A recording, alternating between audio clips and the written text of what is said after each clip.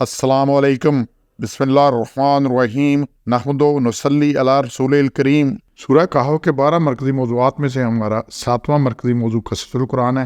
اس کے 4 حصے ہیں۔ چوتھا حصہ ذوالقرنین کے بارے میں ہے اور اس کے 4 ضمنی موضوعات ہیں۔ اس میں سے پہلا ہے سوال۔ 3 نکات ہیں آیت نمبر 83 میں اور 84 میں سے حضور اکرم صلی اللہ علیہ وسلم سے ذوالقرنین کے بارے میں سوال کیا گیا اور اللہ تعالیٰ نے ذوالقرنین کے حال بیان فرما دی۔ اس کا حال کیا تھا بتا دیا۔ سورۃ آیت ہے وہ یسنون سوال سے ہے، یہ پوچھتے ہیں، سوال کرنا، اور قیامت میں ہر بندے سے سوال ہوگا۔ تو یہاں ابھی سوال ہوگا بھی کیا کیا کیا نہیں کیا۔ بڑے 5 اہم سوال ہیں۔ ذوالقرنین کے بارے، ذوالقرنین ذو کہتے ہیں 2 کو، تو اسی ذوالقرنین کے بارے، کرن کہتے ہیں سینگ کو، صدی کو، زمانے کو، صفتی علامت جو کسی کے ساتھ مخصوص ہو، تو اس سے تو اللہ فرمائے میں تمہارے سامنے اس کا حال اس کا حال بتاتا ہوں کیا ہے۔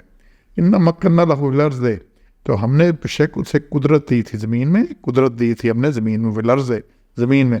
مکن کہتے ہیں جگہ دینا، مرتبہ دینا، مقام مرتبہ عطا کرنا، حاکم بنانا، اختیار دینا۔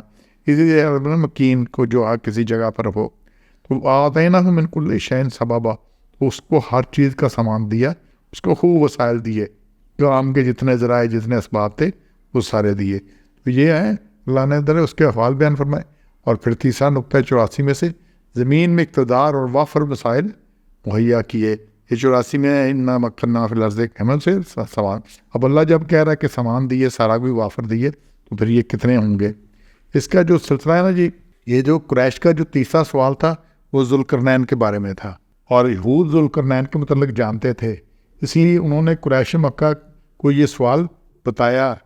قرآن سے صرف یہ معلوم ہوتا ہے کہ وہ ایک مقتدر اور نامور بادشاہ تھا، اللہ سے ڈرنے والا اور منصفدار تھا، اور اس کی سلطنت خاصی وسیع تھی۔ ذوالقرنین کے لغوی معنی ہیں 2 سینگوں والا، اور اس کے بھی مختلف توجیحات کی گئی ہیں کہ اس کی سلطنت کا نقشہ مینڈے کے 2 سینگوں کی طرح معلوم ہوتا تھا۔ اس کے تاج میں 2 کلگیاں لگی ہوئی تھیں۔ یہ بھی کہا جاتا ہے کہ اسے 2 دور نصیب ہوئے، اور ایک فتوحات کا اور دوسرا مفتوحہ جتنے علاقے اس نے فتح کیے، انتظام اور حکمرانی کرنے کا۔ قرآن و حدیث میں کہیں مذکور نہیں کہ اس کا اصل نام کیا تھا، کس علاقہ کا بادشاہ تھا، کس دور میں تھا، کس قوم سے تعلق رکھتا تھا، مغربی جانب کدھر تک گیا یا مشرقی جانب کہاں تک سفر کیا، تیسرا سفر کس جانب تھا، صد ذوالقرنین کیا ہے۔ تو یہ جتنے یہ چیزیں ہیں نا، یہ قرآن کے نزدیک فروعی ہیں، لہٰذا ان امور کے تعین میں مفسرین میں بہت اختلاف ہے۔ اس کی وجہ یہ ہے کہ قرآن تاریخی واقعات کی ذکر کرنے کے باوجود ان امور کو زیر بحث نہیں لاتا، کہ قرآن تاریخ کی کتاب نہیں ہے، یہ ہدایت کی کتاب ہے، کہ اس سے عبرت لو، اس سے سمجھو کہ تمہیں کیا نصیحت ہے۔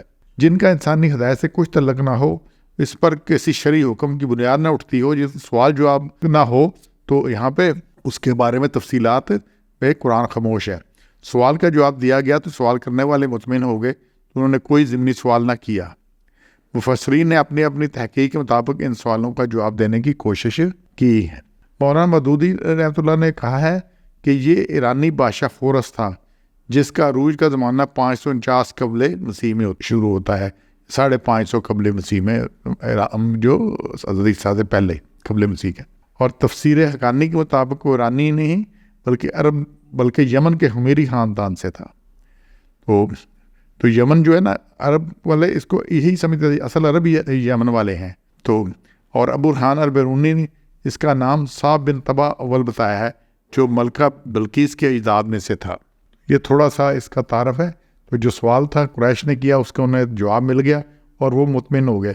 تو ہم نے بھی انشاءاللہ اس سے عبرت کرنی ہے کہ ہم کتنے بھی وسائل ہو جائیں، لیکن ہم نے اس پہ اکڑنا نہیں ہے اور اپنے آپ کو عاجز رکھنا ہے۔ سبحان ربک رب العزت عما یصفون وسلام علی المرسلین والحمد للہ رب العالمین۔